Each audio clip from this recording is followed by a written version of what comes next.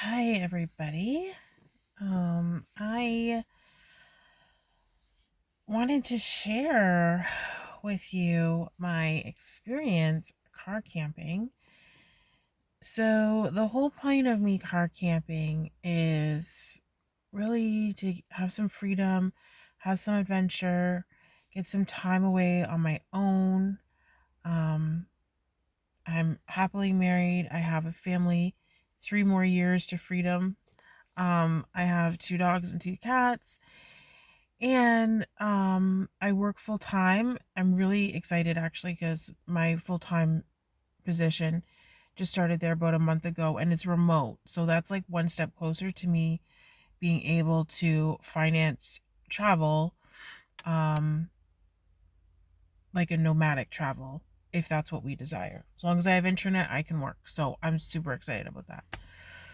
Um, so car camping, the idea of it is that I can just go on short trips. I can weekend warrior. I can go on little adventures. Okay. So, I have gone car camping twice before that went well. Okay. Once I went with my sister. It was great. I did a video about it showing my setup. I had a Suzuki at the time. Stellar. I had a great time. Another time I went by myself and paid for a campground. Had a great time. Vacation mode 100%. Super love. The last 2 times, not good. The last time I went car camping, um, I drove out, I don't know, an hour or two away and was scoping out my spot, everything like this, getting supplies, and the internet went down. Like everywhere. Roger's internet went down. I couldn't get into my bank. I couldn't access my maps. I couldn't do any of that stuff. Now, I don't have full time gear in here because I'm not full time. So I don't have like paper maps and fire starters and like all that stuff. I literally just have enough to go out overnight. That's it. So scratch that, came home. Okay. And oh, actually, I ended up sleeping. I think I ended up sleeping. I slept at like a police station, basically. And had to pee outside and then realized that there were bathrooms and I could have peed inside. Anyways, that was not the best experience. But last night, let me tell you, okay. So, the stars align. Everything comes into perfect position that I can go camping. And it's outside of my norm. So anything that's outside of your norm gives you a bit of, gives me, I don't know what it gives you, but it gives me a little bit of anxiety and those voices start in your head like, you don't really need to do this, you don't really want to do this, you're going to fail, all those things, right? And I'm like, no, no, no, no, I'm doing this. I said I want to do this. I have to take this step. So pack up the car and I find a spot that I have never been to before and I want to go out there. So I drive out there, find a beautiful, like the most beautiful view I've like ever seen so far. Had a great time. Okay. And then it gets dark here early now. So like 5 o'clock, it's like getting dark. So I'm like, what am I going to do? I have like from 5 o'clock tonight until like literally the next morning. So I have a book on my phone. And I picked up some little magazines. I saw a little library. I picked up some books, which is cute. And I decided I'm gonna go to like a restaurant, like a wing house, just a little small town wing house. And I bought some wings and had that was great. Then I go out to my car and this wing place has Wi-Fi. So I'm like, I'm just gonna scroll, the little TikTok, Facebook videos. That's fine. So I do that for a little while. And by a little while, I mean like 45 minutes. And then I'm like, okay, I'm going to read for a little bit. And so then I start reading. And I do that for a little bit. And by a little bit, I mean like probably another 45 minutes. Time is irrelevant. It's not, but whatever. So, anyways, then I'm like, you know what? I better start the car. It's getting late. It's almost 9 o'clock now. I know this pub closes at 10 o'clock, so I'm gonna go to my spot, which I had scouted out earlier. It's right by the waterfront. There's no parking signs. Everybody's tucked in their house because this is the time of year people are hibernating. So I'm probably not going to get the knock. I go to start the car. Car doesn't work. My car's dead. I literally have had this car like a week now. I super love my car, but I'm not used to the electric start and the electric waddy-doddy-doo. So I've killed my car battery. And now I'm like, oh, for crying out loud, what am I going to do? Is this a sign that I shouldn't be doing this? So I asked one couple as they're leaving the bar. They don't have jumper cables. I go in, I'm standing around with my hood open now. And I'm just like standing around, you know. Am I going to follow people as they're leaving the bar now to see if they can like give me a jump? That's like not creepy at all. So I'm just standing there, and then I'm like, okay, I don't want to call my husband. If I call my husband, he will get up and come and get me at the drop of a dime. But he has to work early the next morning. I'm like, no, I am an independent woman. I can do this. Car campers do it all the time. I can do this. So I'm just standing there. And then after a minute, I'm like, you know what? I just say a little prayer. I'm like, Lord, you need to like send someone right now to come and help me fix my car because I cannot do it. I'm telling y'all, like less than 5 minutes. I'm like legit in my mind, it was like a minute, but it was definitely less than 5 minutes. Okay. And the hostess comes out of the bar, the pub, and she's like, hey, like I don't mean to be creepy or anything, but you can come wait inside if you want to like wait inside. And I just tell her like, yeah, my car just died. I'm like on this adventure and my car died, and I'm just looking for someone who can like give me a jump start, and it should be fine. And she's like, oh well, like I think my manager, one of the other nurses, we can get, or one of the other waitresses can help out, and we can get the kitchen guy, he can come out here. And I was like, oh my gosh, no way. Yeah, for sure, I'll come in. I go into the bar, I start reading. They're like, oh, do you need a glass of water or anything like this? I'm like, oh no. So I wait maybe another 10, maybe 15 minutes. And then the girl who's willing to help me, who has jumper cables in her car, we're chatting it up. She comes out, between her and the kitchen guy and myself, we get the car jumped, starts no problem. By this time, I'm like, okay, do I go to my camp spot now? Because if I go to my camp spot and my car dies, I will not be finding someone to just randomly see that I'm in distress.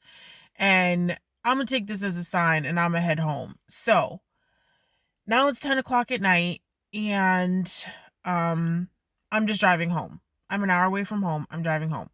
Drive home, get home, and I'm like, that's it. I am sleeping in my car because I said I was going to sleep in my car. I didn't get to sleep out in my car, but at least I'm sleeping still in my car. That's happening. I'm doing that. My kids come back from walking the dog. They hop in the car. We have this whole conversation about how the car died, the drama. And then I'm like, yep, nope, I'm sleeping in the car so that way your dad gets a good sleep. He's not bothered. He's been falling asleep since like 6 or 7 in the evening. He's tired. He works a 12-hour shift. So yeah, so I'm parked behind his truck in the driveway. So I'm like, I better set my timer so that if he needs me to move the car, I can just wake up and move the car. So the kids get out, close the door. I don't lock the door because I don't want any more battery issues. First of all, I don't want any more battery issues, and I don't really know how to work this car yet. And two, because I especially don't want battery issues because I don't want him to have to come out in the morning and have to do extra stuff before he has to go to work. I want it to make it like as smooth as possible. So I'm like, you know what? I'm just gonna close the doors, get some sleep, and that's it. So here it is, like now it's like 12. Okay, I'm just gonna go to sleep till 4, then I can move the car. Reading in the car, and then I'm crash out. Then all of a sudden I hear a vehicle running, and I'm like, that's weird. First of all, it sounds like it's behind me, but why would he just start his truck? I guess he just started his truck and now he needs me to move the car. Okay, so this is my brain, sluggish, couple hours sleep, like, right? All of a sudden the door opens the light goes on and some random dude sits in my driver's seat and like reaches to like start the car. And I'm in the back, legit right there in the back, like right there in the back. And I just like looked up at him and I was like, no, no, no, no, no, out you get. And he just was like, oh, ha, ha, ha, ha, ha. I thought someone was trying to steal it. And then he gets out the car, closes the door, goes to the back of the vehicle, which is on the road, like not on the road, but right by the road, gets in the car that I heard, which was I'm 90% sure it was a pickup truck because I know pickup trucks, and gets in his car, drives away. And I hear him tell someone like, oh my gosh, there's someone sleeping in there. Gets in his car and they drive away. Like, boom, gone. I'm like in shock now. Legit, did that just happen? Did that just happen? Did someone literally just try to steal my car out of my driveway at my house? Yes. I'm like, is this a sign? Is this supposed to be a sign? Like, not really sure what's going on. I still don't want to wake up my husband because he'll be jacked up. He'll be like stressed out. Um, he's super awesome, amazing. He deals with all emergencies and everything. But I mean, I'm not trying to wake this guy up when he just went to sleep to come drive an hour away to boost my car. I'm not trying to wake this guy up to be like, hey my gosh, this thing just happened. Let the man have a nice restful night of sleep. I can handle things. I can handle things. So then about 20 minutes later, I realized I need to call the cops. I need to call the cops because my neighbors are out here. They could get their stuff stolen. This guy's maybe just like trying to get some money or something like this, but it could be bad. We have families, we have kids living in this area. Not that they're going to be out at this time of night, but still, like that's not safe to know that we have a carjacker or a car rustler up in our neighborhood. So then I call the cops, make a report, and I'm like, well, what do I do now? Like, if I go in and go into the bed, then it's going to wake him up. So, you know what? I'll just stay out here. I'm going to hold it down. I'm going to guard the car. I literally just bought this car like a week ago. Nobody's taking my car. Nope. So, like, I'll chill out here. I will chill. I put on my electric blanket. I nestle in. I start reading again, just bringing it on down, just chilling out, okay? I'm not sure how long later, another car rolls up behind me, and right away I had my keys like boom right there. So I pressed the like lock button, and because this car is still so unfamiliar to me, I don't even know which one's lock, which one's unlock, which one's alarm, and I'm like, I'm just gonna be clicking some buttons, and so click some buttons, and then the car's like beep beep beep. So I'm like, I'm letting people know I'm in here. There's an alarm. You can't. Then I realized, okay, that is the cops. Probably like maybe 15, 20 minutes later, they had come up. And so then I come up right up to the front seat here and, open the door. There's the cop. He's asking me what's going on, making sure my husband and I are okay. We haven't gotten into some fight and I'm sleeping in the car. I'm like, no, like literally, we live here. My trailer's here. I just wanted to, check the box. I did what I said I was going to do and, broke through the threshold of, in a safe way,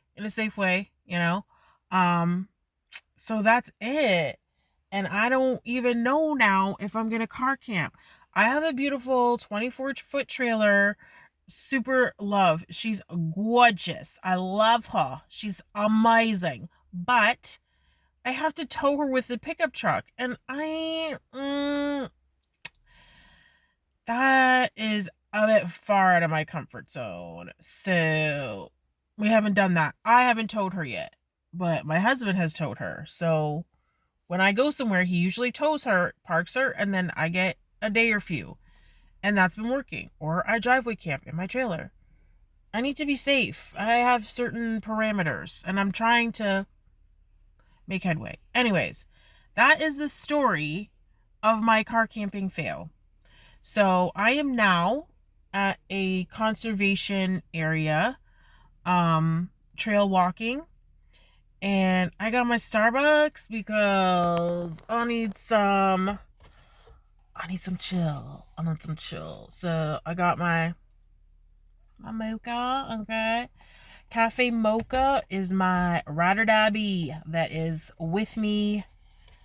I try and do it just once a week, but she gives me happy. She gives me happy. Anyways, yeah, so I'm gonna go for a walk. I'm gonna have my coffee.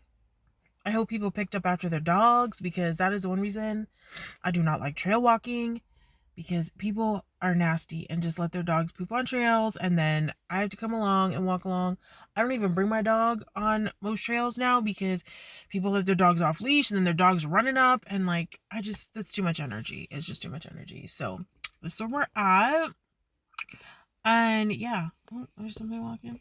It's a nice little spot. It's a conservation area, and I've only been here once before, so I'm gonna go for a nice little walk and be thankful that I got to knock that off the list. And the guy just got out of the car. He literally just saw me and was like, caught right-handed,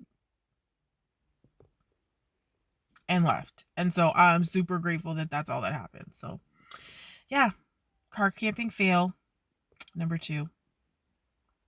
All right, if y'all have any comments, tips, should I keep going? Should I just cross that off the list and move on to the next goal? I'm ready to hear it. All right, y'all have a safe day, blessed day. Take care. Bye.